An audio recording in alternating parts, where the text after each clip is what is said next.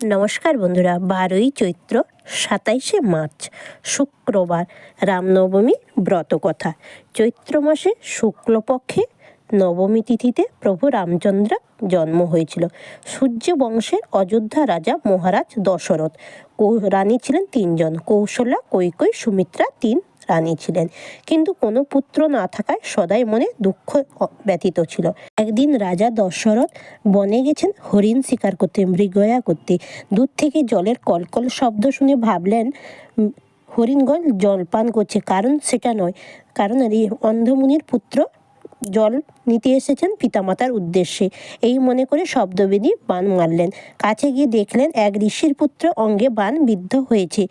ঋষি পুত্রের নাম ছিল সিন্ধু। সামনে রাজাকে দেখে বললেন, আপনি শুধু আমাকে বধ করলেন না, আমার অন্ধ পিতামাতাকেও বধ করলেন, কারণ আমি ছাড়া তাদের আর কেউ নেই। এই কথা বলে ঋষি বালক সিন্ধু প্রাণ ত্যাগ করল।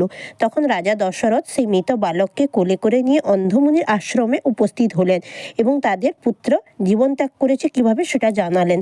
অন্ধমুনি রাজাকে অভিশাপ দিলেন, আমরা যেমন পুত্র সুখে প্রাণ ত্যাগ করছি, তুমিও তেমনি পুত্রের বিদেহে প্রাণ ত্যাগ করবে।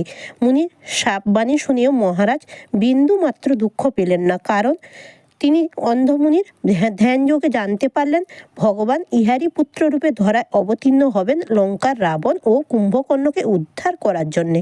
তারপর মহারাজাকে বললেন, বিভাণ্ড মুনির পুত্র ঋষ্যশৃঙ্গের দেহ মানুষের মতো, কিন্তু হরিণ বদন। তাকে নিজের রাজ্যে আনয়ন করে পুত্রেষ্টি যজ্ঞ করো, তাতে তুমি 4 পুত্র লাভ করবে। মুনির কথা শুনে মহারাজ দশরথ পরম আনন্দ ভরে বন থেকে ঋষ্যশৃঙ্গ মুনিকে নিজের রাজ্যে এনে পুত্রেষ্টি যজ্ঞ করলেন।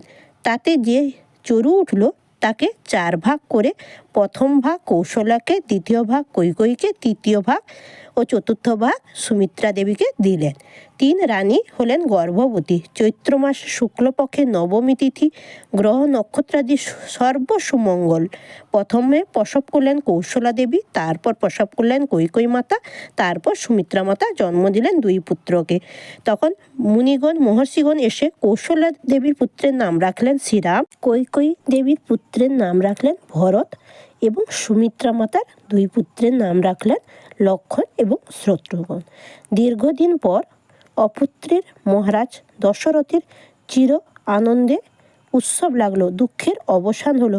মহা আনন্দে রাজভবনে অযোধ্যায় ফিরে এলো। অবশ্যই বন্ধুরা, এই দিন সবাই রামনবমী ব্রত করবেন এবং প্রভু রামচন্দ্রের জন্মের ভাবনা চিন্তা করবেন। জয় শ্রীরাম, জয় মহাবীর হনুমানজির জয় জয়।